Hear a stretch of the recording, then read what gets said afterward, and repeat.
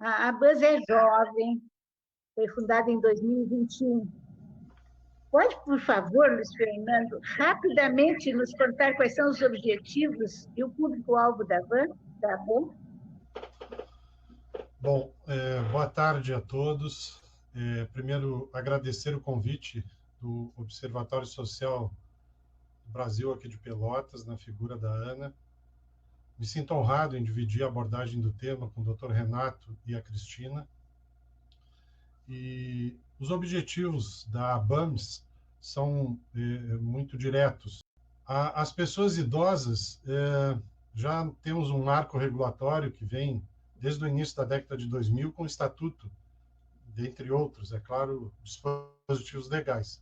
Mas as pessoas envelhecentes, estas sim, estas pode ser novidade para muitos, porque é um recorte etário que começa aos 45 anos e vai até os 65 anos de idade. Ainda é um conceito acadêmico, mas muito importante, por quê? Porque é um contraponto em relação à adolescência, período do nosso percurso de vida em que sofremos várias transformações biopsicossociais. Da mesma forma, na envelhecência também. A diferença é que na adolescência, a grande maioria está preparada e precisa, para a sua evolução, para o seu crescimento, destas transformações. Já na envelhecência, não. Nós naturalmente, iniciamos um processo de perdas biopsicossociais também. Então, o objetivo, respondendo à pergunta, é esse: é atuar na defesa dos direitos sociais e, em especial, das pessoas idosas. Obrigada, Luiz Fernando. Visitando a página da ABANS, foi fácil verificar que a associação, com o objetivo de informar os seus associados, é usuária de dados de diversos órgãos públicos, ou não. O senhor poderia nos contar como foi o processo de coletar tantos dados de tantas instituições diferentes, se tiveram dificuldades, se foi demorado? Será que a lei facilitou? Boa pergunta, Ana. Na verdade, eu até gostaria de destacar a importância de planejar e realizar as buscas de informações nos chamados portais da transparência e principalmente em repositórios de dados abertos. Então, antes de qualquer iniciativa, no sentido de buscar as informações, é preciso ter um propósito, é preciso ter certeza do que se precisa e qual é o problema que se quer resolver com aquelas informações. Então, eu te diria que fazendo este planejamento antes, previamente, não existe dificuldade, pelo menos na experiência da ABAMS até aqui, nas quase 30 solicitações de informações que fizemos para o Executivo Municipal, o Executivo Estadual, o Executivo Federal e outras instâncias também públicas. Se foi demorado? Não foi demorado. Por quê? Porque existe um período, um prazo determinado por cada organização pública para fornecer a resposta. Então, por lei, são 20 dias com mais 10 dias para a prorrogação. E depois, é claro, algumas vezes esse prazo foi expirado, pouquíssimas vezes, e aí a pessoa, o servidor responsável, nos informava de que estavam buscando aquelas informações, que nem todas estão imediatamente disponibilizadas, algumas precisam ser organizadas por outros servidores.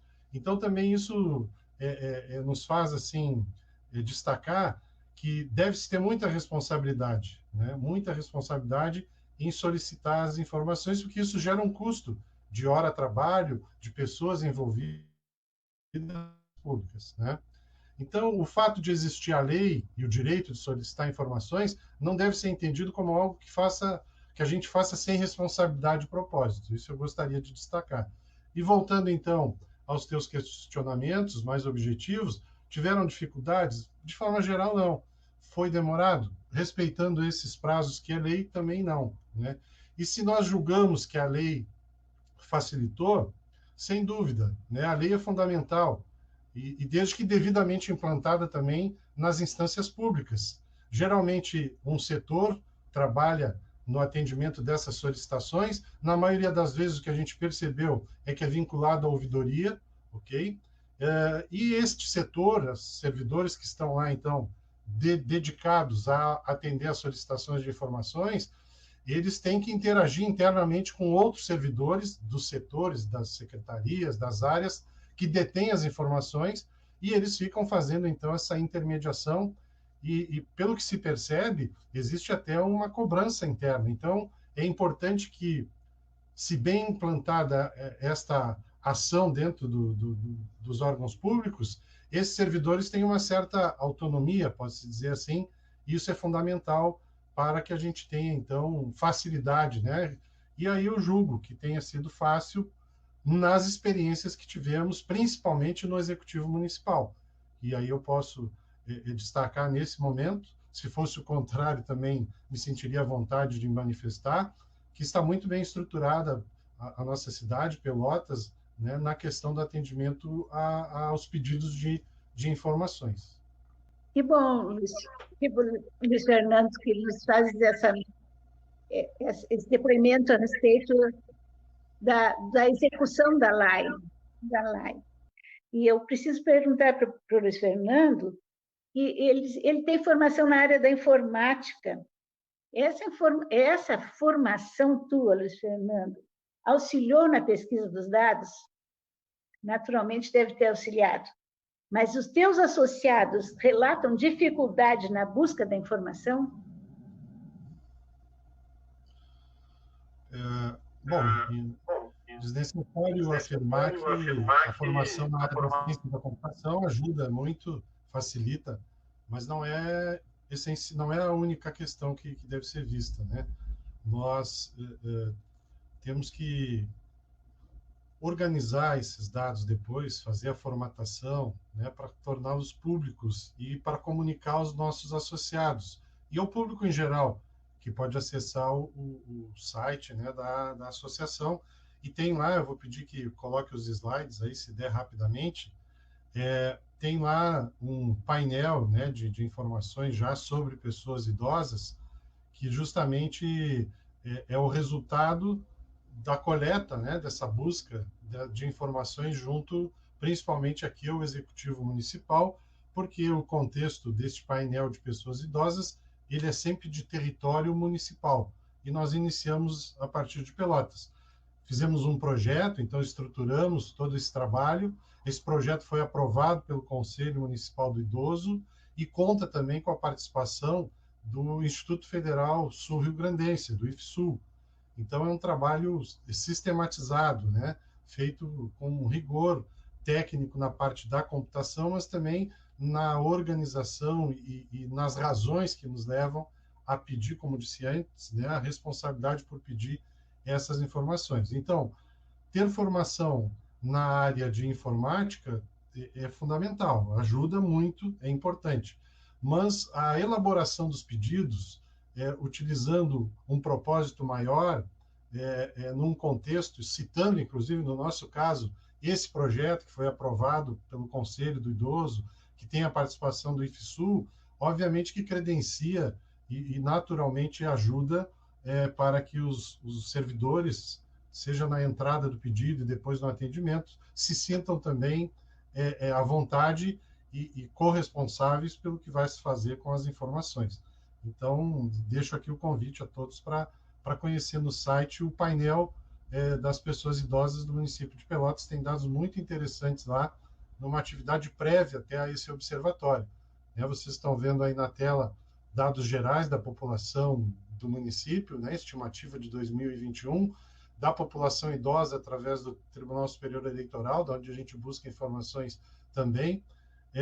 E na sequência, aí vocês vão ver que nós trabalhamos com 6 dimensões de informação, relacionada ao transporte, relacionada à violência, relacionada às eleições, e no slide seguinte vocês vão ver também relacionado ao Sistema Único de Assistência Social, ao Sistema Único de Saúde e às instituições de longa permanência, né, que é muito importante, porque nós temos hoje quase 60 instituições de residência de idosos, com mais de 1.000 idosos residentes, e uma série de informações muito relevantes. Então, voltando, desculpa, né, mudei um pouco a resposta, mas voltando para a tua pergunta, sem dúvida, ajuda, mas não é fundamental, assim, não é o mais importante.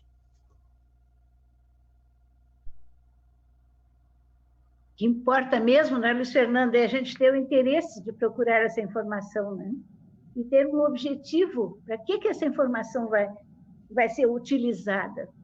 E eu vi no portal, no portal da ABANS que essas muitas informações que vocês coletaram e disponíveis para esse público envelhecente, né, e do qual a pessoa idosa, no qual eu estou incluída, facilita bastante a vida de quem ali procura, né? E vi também que vocês estão pensando outras ações para poder atendê-los. Eu também gostaria de contribuir, até na tentativa de tornar pedagógica a nossa apresentação, né, e dar um exemplo a partir da fala do Dr. Renato e da Cristina. Nós obtivemos, não via lei de acesso à informação, mas via dados abertos, a seguinte realidade no município de Pelotas. Nós temos, a partir do cadastro único, que é mantido, administrado localmente pela Secretaria de Assistência Social, nós chegamos à informação de que, em Pelotas, nós temos 256 pessoas idosas em situação de extrema pobreza. Então, é aquela renda per capita familiar de R$100 ou menos por integrante, e num agravante ainda, pelo menos com uma deficiência. Bom, essa informação é muito importante para políticas públicas, para as ações do cotidiano da saúde, da assistência social, das organizações que visam atender essa população. Mas nós, quando obtivemos essa informação, nós não obtivemos quem são exatamente essas pessoas, onde moram, qual a faixa etária, qual a composição da família.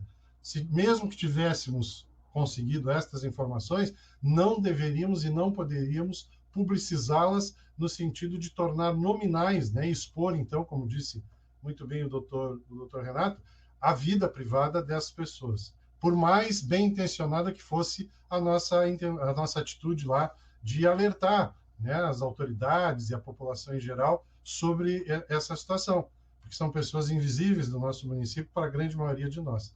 Então, só para tentar ilustrar essa questão da LGPD, e aí já desde o início do pedido, né, quando é via solicitação, a gente tem que ter esse cuidado também de não solicitar dados nominais, e sim dados gerais.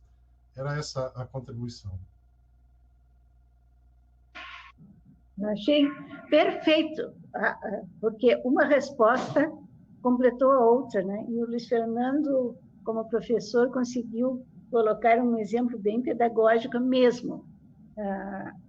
Não interessa para quem procurar na página da ABANS saber quem são as pessoas que estão em situação de vulnerabilidade, mas saber que do universo X, um universo menor, mas muito importante, estão sujeitos a essa vulnerabilidade, e as políticas públicas têm que ser voltadas para esse pessoal, né? Também agradecer aos colegas, em especial ao Observatório, e pela oportunidade de divulgar o trabalho da associação, que está recém-iniciando, e que outros eventos venham, né, nesta mesma linha, para que a gente consiga criar um senso de cidadania, como você falou, Ana, em todos nós e também nos demais da população. Muito obrigado.